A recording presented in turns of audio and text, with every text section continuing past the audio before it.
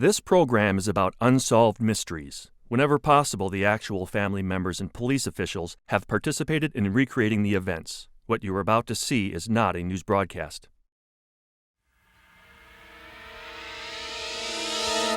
In Rome, New York, two intruders bound and gagged Esther Gryszek ransacked her house and shot her husband point blank.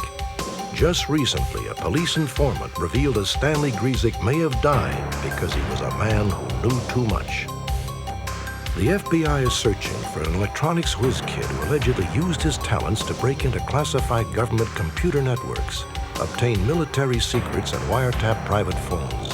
An innocuous case of computer hacking or a breach of national security. Also tonight, a poignant update on our story about a 7-year-old girl who made a solemn vow to a sick friend 21 years ago.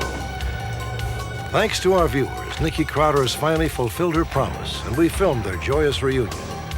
Join me for another edition of Unsolved Mysteries.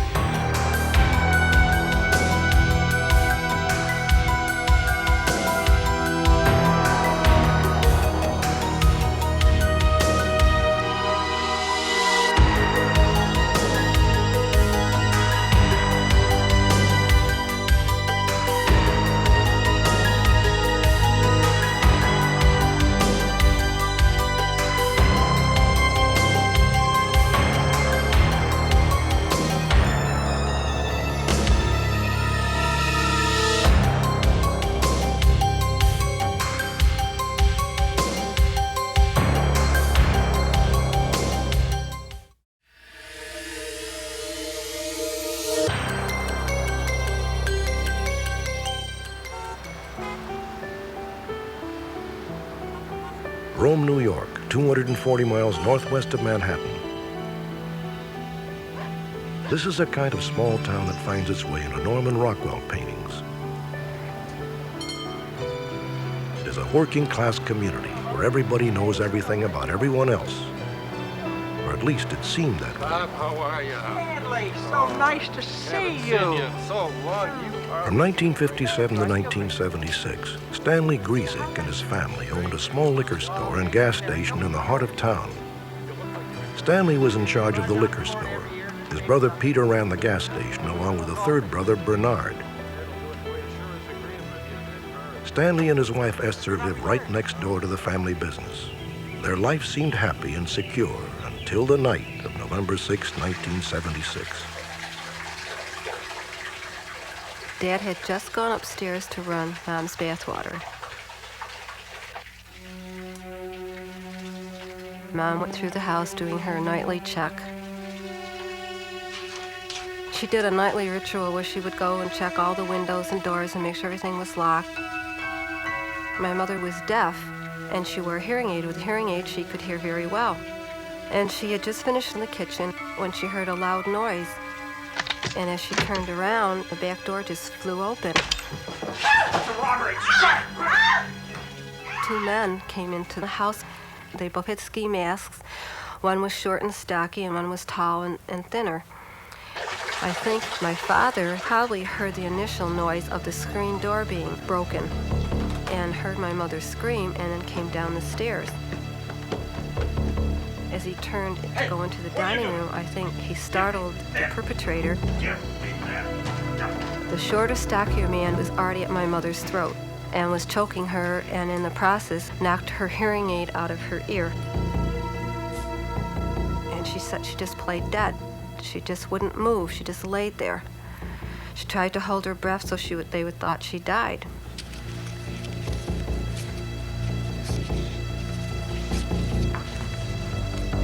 While she was laying on the floor, she said, he laid this pearl-handled gun next to my face. She says, I could see it. I opened my eye just a little tiny bit and I could see.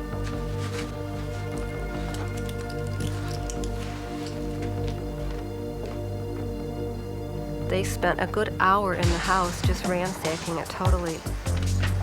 They took all the stuff out of the desk, threw everything on the floor, their pillows, they ripped Mom's knitting and her yarn, they threw all over. I mean, they obviously were looking for something, but what they were looking for, I have no idea. She said, I just waited there until I could feel no more vibrations in the house. She figures that that is when they left. Somehow she managed to get her hands untied from her feet and her feet untied. Her hands were still tied behind her back, but she did manage to go into the dining room and find my dad laying on the floor, dead.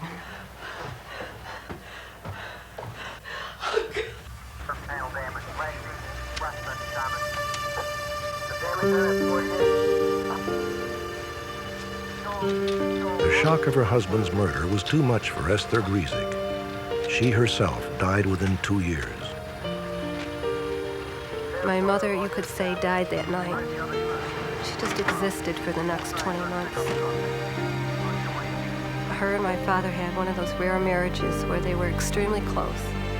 And without Dad, I mean, her life was gone.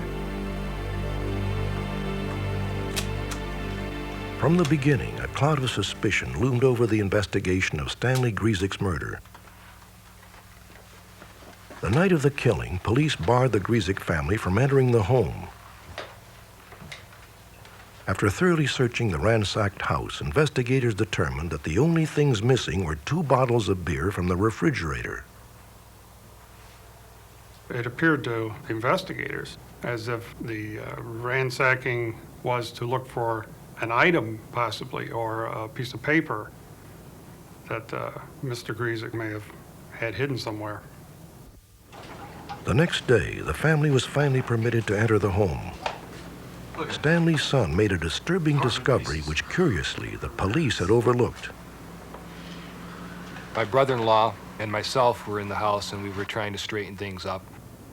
And I was in the dining room where my father had been killed, and the rug was kind of messed up from the table being pushed. So we got down on our hands and knees and tried to straighten the rug out. Hey, come here, look at this. While I was doing that, I happened to notice a shell casing on the rug. I mean, it wasn't embedded in the rug or anything, it was lying right out on the rug. Well, it's a shell casing. Don't touch it. I'm sure that if anybody had done a thorough job of scouring the floor, they would have found it. I picked it up with a pencil, put it in a plastic bag, and called up the Rome Police Department. One detective came over, and I showed him where I found it on the floor. And he looked at it. Yeah, that's a shell casing, all right. And I proceeded to put it in his pocket and said, let's not mention this to anyone, for the time being. And who was I to argue? There's a wound here in the lateral aspect of the left chest. The official autopsy report stated that Stanley Gryszek had been killed by a single stab wound to the heart. Extremities are symmetrical. I couldn't believe the police kept insisting that it was a knife that killed my father, and my mother repeatedly told them it was a pearl-handled gun. It was a small gun. She told me they laid it right down next to my face. She says, I could see it. It was not a knife. And they kept insisting it was a knife. Well, we knew that was totally false, that my father had been killed by a stab wound. We had found a shell casing. We explained to the police that there was no guns in the house. The only way that shell could have got here was that it was fired in this house. Stanley Gryszek's body was exhumed and a second autopsy performed. It revealed that Stanley was killed by a .25 caliber bullet fired through his chest. There never had been a stab wound.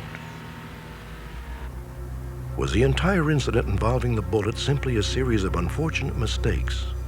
Or could someone have been trying to protect the killer's identity? Stanley Gryszek's children believe that someone wanted it to appear that their father had been killed with a knife. But who and why? It seemed that these questions would remain forever unanswered until last year. In March of 1989, an acknowledged drug dealer came to the police with a startling story. He claimed to know the identity of Stanley Gryszek's killer, although he did not know the motive. In 1976, the informant was working at a bar in Rome. He claimed that a man associated with the bar made him a strange proposition just a few days before Stanley Gryszek was killed. I was tending bar one night, and a person approached me and wanted me to pull a burglary. And he knew that I owed him money, and he offered me to get even. So we drove around for a little bit, and he pulled into an alley over here, and he goes, I want you to break into Stan's house. A lot of money. You owe me a lot of money. The guy's got a lot of money in that house. I want you to go rip him off. Why Stanley? That's my business. And I told him, I go, I'm not a burglar. I go, I'm out here selling coke, but I'm just not a burglar. I'm not gonna go breaking into anybody's house. And so he was like disturbed with me, and he goes, all right, he goes, just take you back to the bar. As you can see here, this is the service station that's adjacent to the house. Based on this new information, the case was reactivated and a new team of investigators assigned. They contacted Amy Scott, Stanley Gryszek's neighbor at the time of the murder. On November 6, 1976, Amy Scott said she was in the house watching TV, and at the conclusion of one of the programs, her dog had become restless, and she let him out to run around a little bit outside. Amy told investigators that shortly after 11 p.m., she saw a man walking through the alley towards Stanley Gryszek's home. I let my dog stay out, maybe a half an hour to 45 minutes. And then I opened the door, I went on my porch to call my dog back in. Sam! Then I looked up and I saw this guy coming through the same pathway that I noticed before. Only this time he was headed toward a white car. He got in the car, and then I noticed there was another man in the car. And he proceeded down the street very fast. You idiot! What do you think you're doing? And I yelled at him because he just came within inches of hitting my dog. A few days after the murder, Amy saw the men in the Lincoln again. It was around 5 o'clock, and I was headed to the bank. As I drove in, there was 2 cars ahead of me, and I was waiting. And I just happened to look through my rearview mirror, and I saw this white car. And suddenly I realized this was the same man in the same car that I had seen earlier at the murder scene. I got really nervous, so I started my car up and I speeded down the street.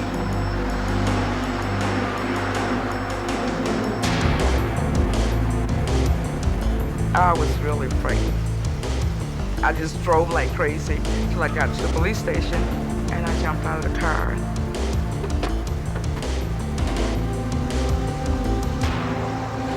And I ran up the steps where I met a policeman, and I told him what was happening. We got in his car, and we drove around a couple of blocks up and down, but we never saw him again.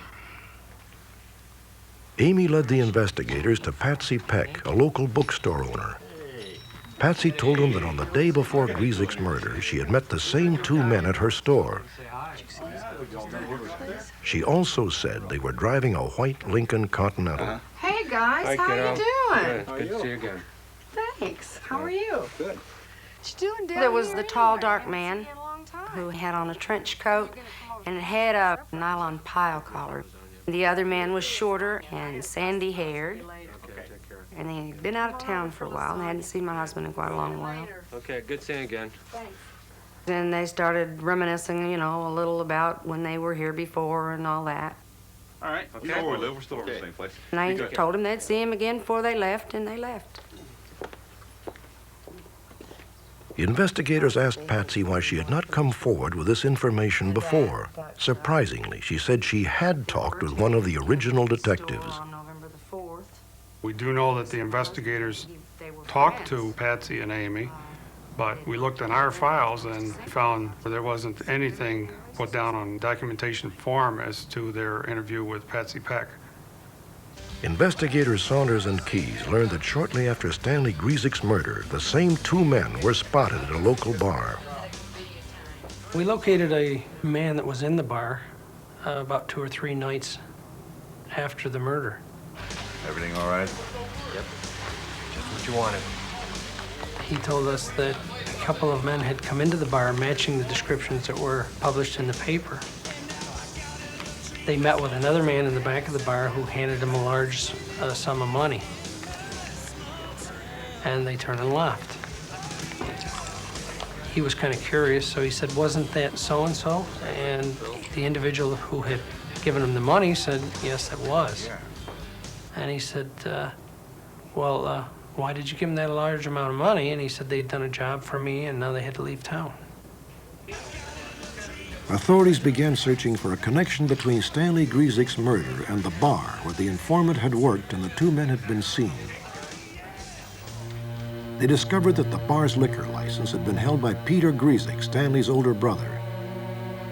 Then Stanley's children related a puzzling incident that had occurred 8 months before the murder. Peter Gryszek was gravely ill, and Stanley went to visit him.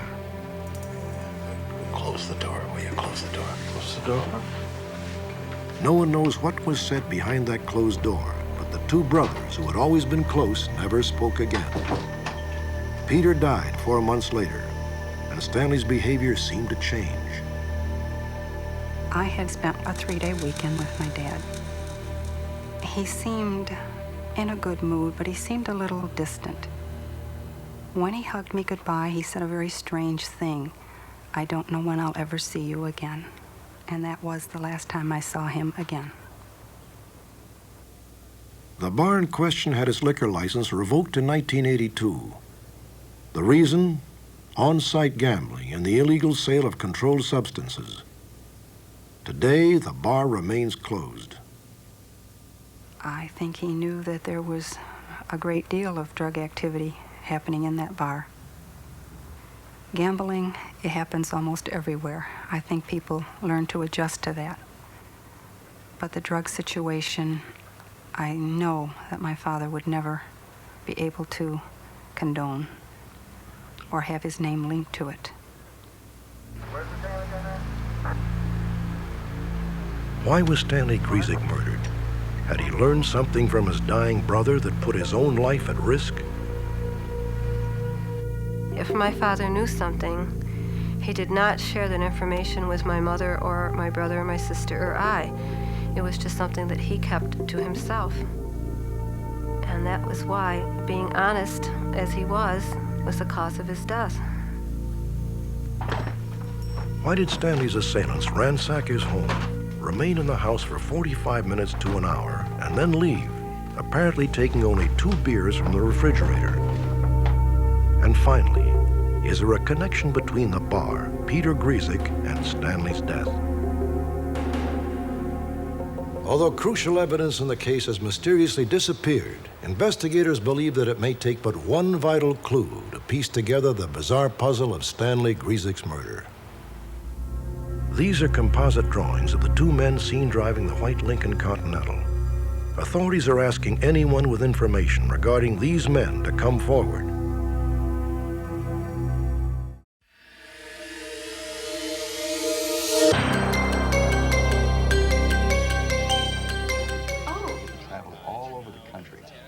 On a previous broadcast, we profiled a con man who allegedly seduces lonely, middle-aged women with promises of wealth and romance, then skips town with their money.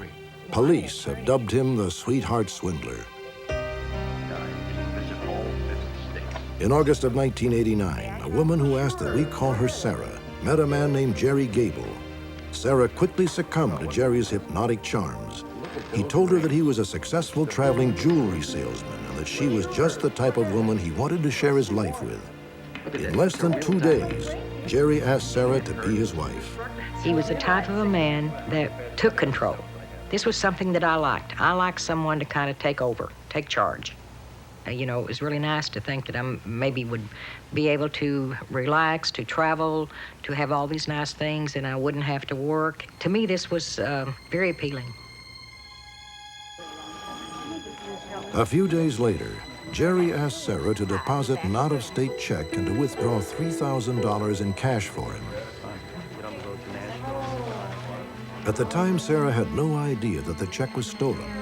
That afternoon, Jerry Gable disappeared. Sarah never saw him or her $3,000 again. I was angry. Truly, I was angry. It's a very devastating feeling. I'd like to see him pay for it. Update. The sweetheart swindler has been captured. On March 28, 1991, police in Kenosha, Wisconsin arrested a man calling himself Robert Cook after he allegedly romanced a woman and then swindled her out of $10,000. At the time of Cook's arrest, police recovered a dozen false identification cards, all issued in different aliases from various states. They also found blank checks apparently stolen from previous victims.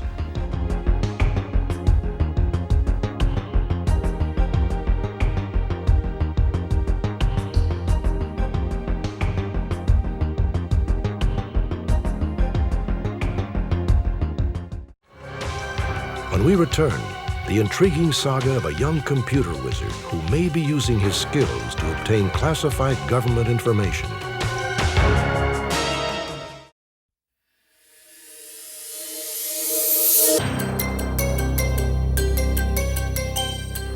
Inside the labyrinth of the telephone company's huge computer system, one feels a sense of insignificance.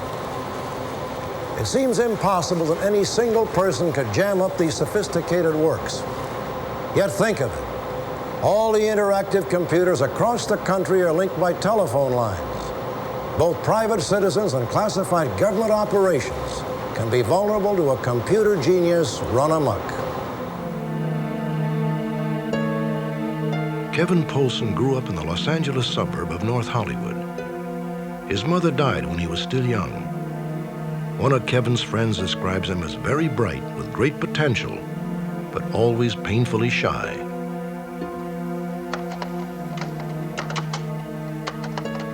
Kevin Polson received his first computer on his 16th birthday.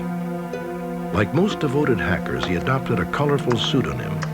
Kevin Polson became Dark Dante.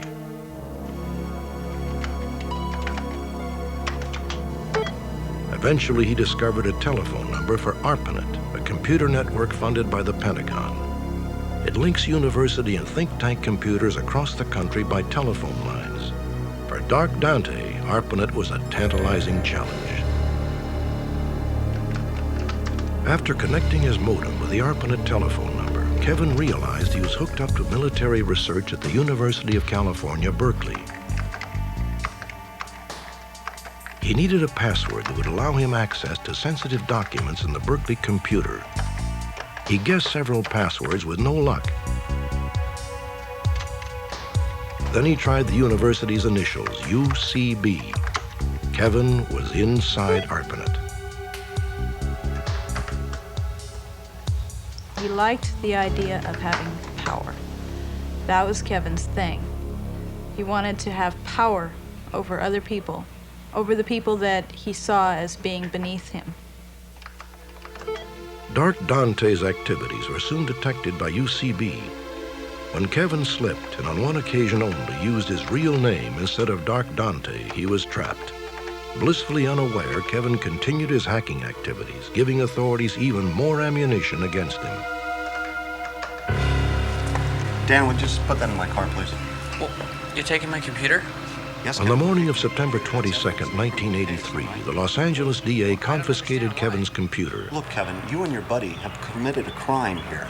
Now, you're only 17. We're going to try to keep you out of this, but your buddy's going to jail. Because of his age, he was not officially charged, only warned that his computer activities were illegal. The warning apparently fell on deaf ears. No, it's exactly like it.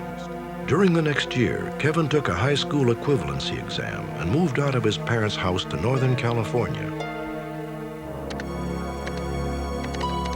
But Dark Dante had not died with Kevin's move. He had simply changed locations.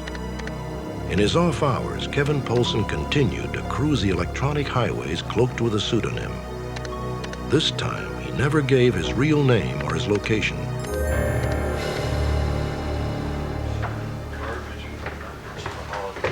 On February 9, 1988, the owners of a storage facility in Northern California made a routine stop at a locker in which the rent had not been paid. There we go.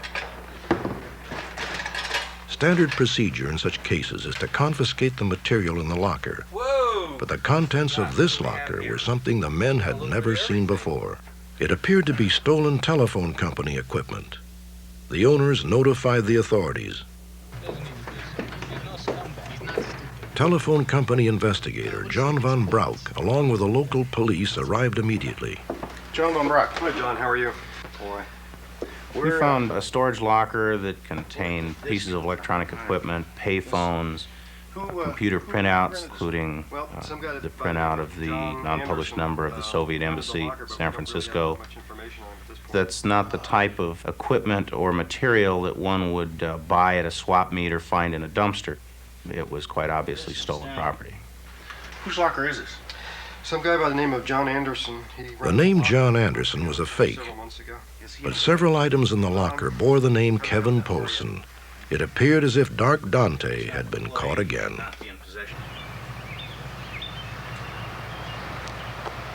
Authorities apprehended Kevin, who agreed to a consent search of his apartment. They were astonished to find that Kevin had a complete wiretapping facility and a spare bedroom. What are you doing with all this stuff, Kevin? I don't know. I just have it. I just kind of get it. It's neat. The equipment in the switch room allowed Mr. Polson not only to enter computer databases, ours and others, but also gave him the ability to monitor telephone conversations without the parties to the conversation being aware that they were being monitored. How about the test set over there with the lettering on it? Connected to Kevin's computer was an unauthorized test set which could be used to tap into private phone lines. I don't know. I got that from a buddy of mine. Only the telephone company, and through them legally authorized law enforcement officers, are allowed to use test sets. Incredibly, the authorities found photographs Kevin Polson had taken of himself breaking into a telephone switching trailer, then using the equipment inside. Kevin's ego provided the phone company with the evidence they needed to bring in the FBI. We determined that the acts that Polson was involved in had escalated. We found evidence that Polson had penetrated the United States government computer and had transferred the passwords of that computer via electronic mail to other individuals. Investigators found that over the last year, someone matching Kevin Polson's description had illegally entered several Northern California telephone facilities using a false ID. We discovered that Mr. Polson, and we documented at least 3 cases where he had actually entered the buildings. Hi, can I help you? Yeah. Menlo Park office? I'm here to check out the ESS. The ESS equipment is up on the 2nd floor.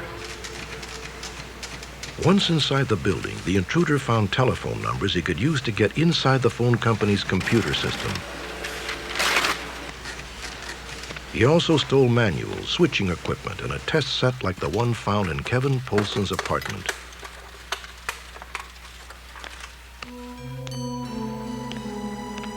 Kevin Polson had allegedly infiltrated U.S. military computer transmissions, obtaining classified Army information. Authorities believe he also obtained classified information about the FBI investigation of overthrown Philippine President Ferdinand Marcos. In addition, he may have wiretapped and tape recorded the phone conversations of his friend, Sean Randall. The test set found in Kevin's apartment and his possession of the unlisted Soviet number led the FBI to believe that Kevin Polson might be engaging in espionage. Through the investigation, we learned that Polson had a secret clearance. Because of this, his penetration of the United States Army government computer, his obtaining of a non-published number of the Soviet consulate gave us grave concern as to how far Polson was going with these criminal acts. On October 19, 1989, a 2-year investigation resulted in a 19-count indictment against Kevin Polson and 2 fellow hackers.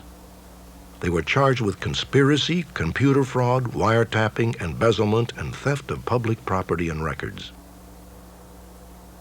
The 2 other men were arrested and now await trial, but Kevin Polson has fled. The FBI is making him out to be a dangerous person because he has the knowledge to do things that he is not supposed to do. you know, and that is he does things that are illegal.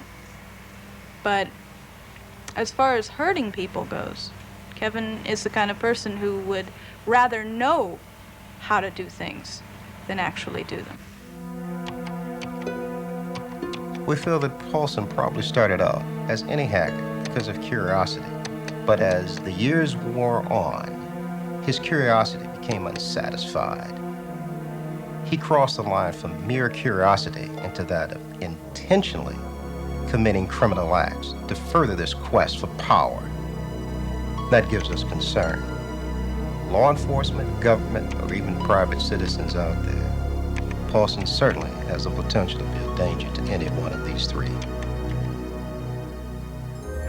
Kevin Paulson is 25 years old and 5 feet 8 inches tall with a slim build. He has used the surnames Drake, Locke, and Cooper, as well as the aliases Walter Kovacs and John Anderson. The FBI has information that Paulson may be living in the Los Angeles area and driving a white late 70s van. He is an expert in the computer operating system called Unix and may be working in a related field. One can only speculate about what motivated Kevin Paulson. Those who knew him before he fled agree that he's an unusually talented and bright young man, possibly a genius. But now he is a wanted man, facing up to 37 years in prison. Update. Shortly after our broadcast, the FBI received information that Kevin Paulson was living near Los Angeles, California. Our San Francisco office had advised us that Paulson had some acquaintances in the Los Angeles area. And we went out and interviewed those acquaintances, and one of them advised us that he had been seen in the not too distant past at Hughes Market. We then went out and interviewed all of the employees at Hughes Market and displayed his photograph. 3 weeks later, Paulson returned to the supermarket. I walked past Kevin, and it dawned on me that that's the person in the photo. And adrenaline was pumping in me. I felt really nervous and didn't want to be let any suspicion onto Kevin that we were on to him. Brian immediately notified the FBI. However, Paulson was able to leave the store before agents could respond. The FBI informed me that Kevin Paulson had been seen at the Van Nuys Hughes Market at about 10 or 10:30 in the evening. I decided to surveil the market, thinking Kevin may show up again. At about 10 minutes to midnight, Kevin Paulson arrived, drove up and parked immediately in front of the market. Once Kevin was in the store, I took a position near the front door and asked the security guard to go find Brian Bridges, the evening manager, and bring him to my location so I could tell him that Kevin Paulson was in the store.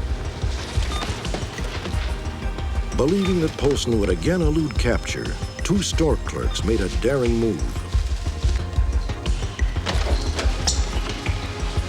Security! A security guard escorted Paulson to a storeroom where he was held until FBI agents arrived and placed him under arrest. During the search of Mr. Paulson, we found some handcuff keys in his eyeglass cases. During the time that he was in custody, he claimed that his contact lenses were drying out and he had asked for his eyeglass cases to be sent to him. So I'm assuming that he was looking for the handcuff keys.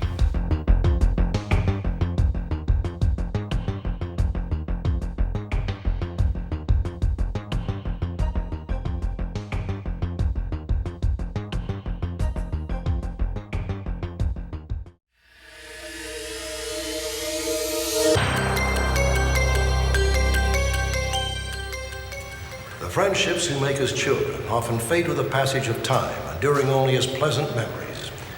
But for the woman in our next story, a friendship with a young girl who is battling cancer has survived the years and become a lifelong search. Tonight she asks for your help in finding her special childhood friend and fulfilling a promise she made more than 20 years ago. Good morning. Good morning. We're here to admit our daughter, LaHarriet Wade. Hi, Harriet. How are you? Fine. I've been expecting you. When she was 7 years old, LaHarriet Wade was admitted to Children's Hospital in Los Angeles, California. She was scheduled to undergo surgery to remove several large tumors from her throat. Although extremely painful, LaHarriet's condition was not life-threatening. I was a little nervous about being left in there alone because it was all new to me. I had gone back and forth for tests, but I wasn't actually, placed in there before, and this time I would be in there, and my parents wouldn't be there. Oh, Mommy, look at those. Those are nice. You want me to get you some? Yes. Okay, LaHarriet. LaHarriet shared a room with 8-year-old Sharita Lynn Harding. Sharita had been diagnosed with a rare form of cancer, and she too was scheduled to undergo surgery. I like your flowers. Thank you. I have dolls too. Would you like to play with one? Yes. I looked up to Sharita because, one, she was older. She's about a year older than I. And she was there first. So she kind of initiated me of what, to being in a new place, new atmosphere. This part would be blue right here. In the days that followed, a warm and caring friendship blossomed. LaHarriet and Sharita spent their days playing games and pulling pranks on the hospital staff. Hey, let's have a race.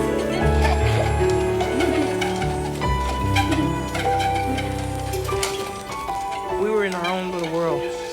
There was no adults around to come in and tell us what to do. I'll get you later. We created a closeness. So she was kind of like a sister. We had gotten to that relationship. There was a bond there because we mattered to one another. We looked out for what went on, and we had something in common, and that was our illnesses itself. Visiting hours are now over. All visitors, please leave. As the time for Sharita's operation neared, she was forced to endure a nightly routine of painful pre-surgical treatments. Dr. Thomas, line 3. I would watch when they would come in for the testing. She wouldn't really scream out, but you'd hear a little shrill or something like that.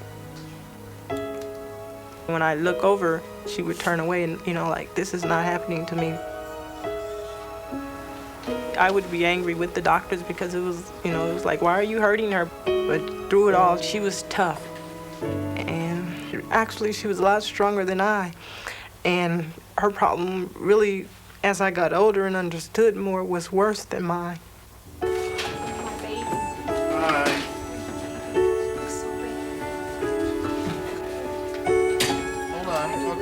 Lift. Good. Okay, check her pulses. 10 p.m., the night of Sharita's operation. After several hours of surgery, Sharita was returned to the room. I was afraid, really afraid. I felt them taking her away did something to her that changed her altogether. Mommy, is this going to happen to me? No, honey, this isn't going to happen to you. She has a different type of operation than you're going to have. And when she grows up, she's not going to be able to have any babies. So that's when my mother explained to me that Sharita had had a very, very delicate surgery and that she wouldn't be able to have kids. And I remember feeling like, oh, that, was just the worst thing in the world.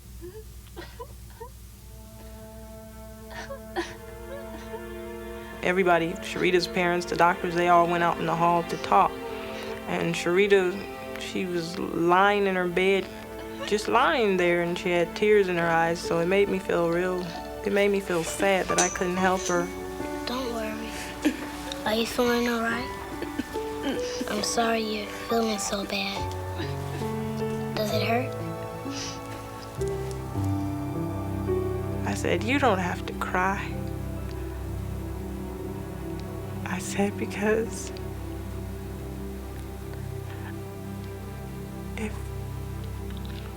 if I ever have a baby, I said, you can share it with me and we can both be its mommy.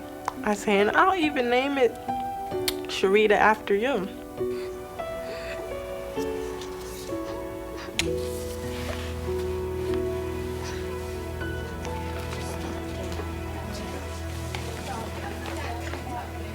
Five weeks after LaHarriet Wade and Sharita Harding first met, the day came for them to say goodbye.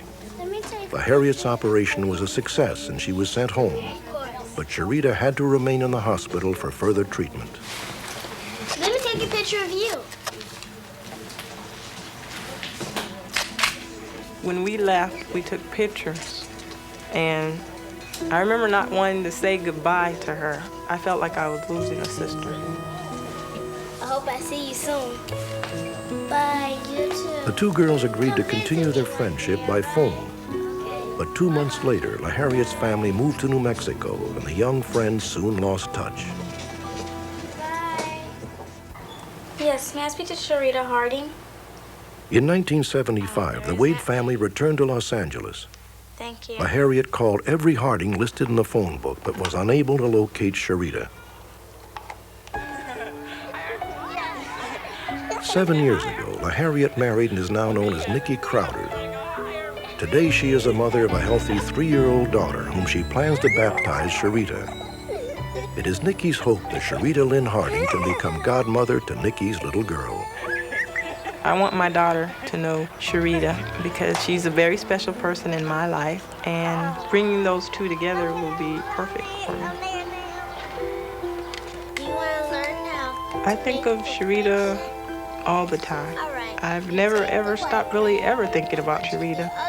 Even though she's not around, she's still a best friend in the sense of the memories. I think when you hold on to a memory, it can't be altered, you know, so she's still a best friend. Sharita gave me a lot, and she never took anything back from me, and that's what a real friend is. If I have a baby, we can share. And I promise, I'll name her after you. If I saw Sharita, I'd tell her that I didn't forget the promise, you know. That's what I'd tell her, I didn't forget the promise. I promise, I'll name her after you. A few minutes after Nikki's story aired, we learned that Sharita Lynn Harding was alive and well and living in Oklahoma. We immediately contacted Nikki with the good news.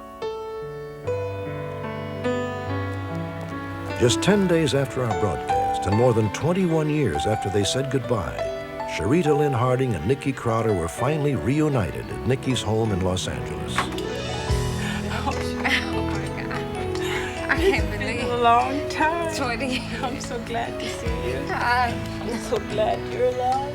I don't think Nikki has changed that much. She was always caring, giving person. It seems like she's still the same. She would have to be to try to find me in, you know, all these years and be so persistent about it.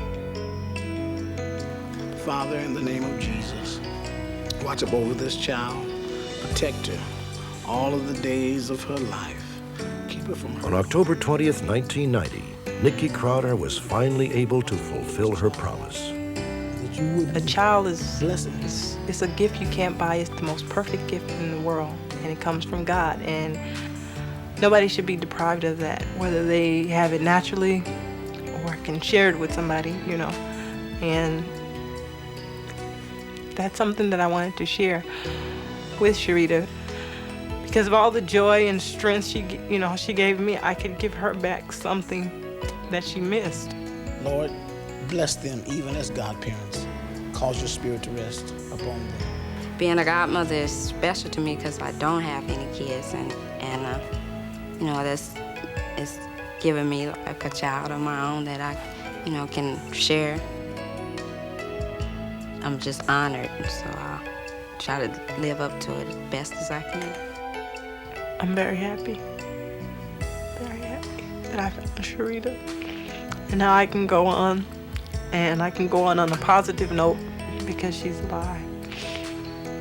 And I just like to say thanks to everybody. I christened thee, Sharita Kennedy Crowder.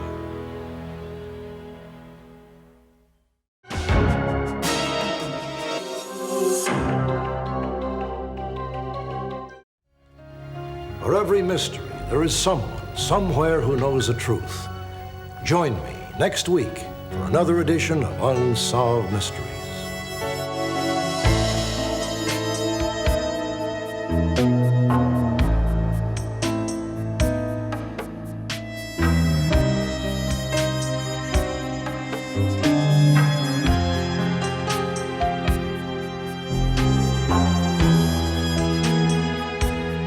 Unsolved.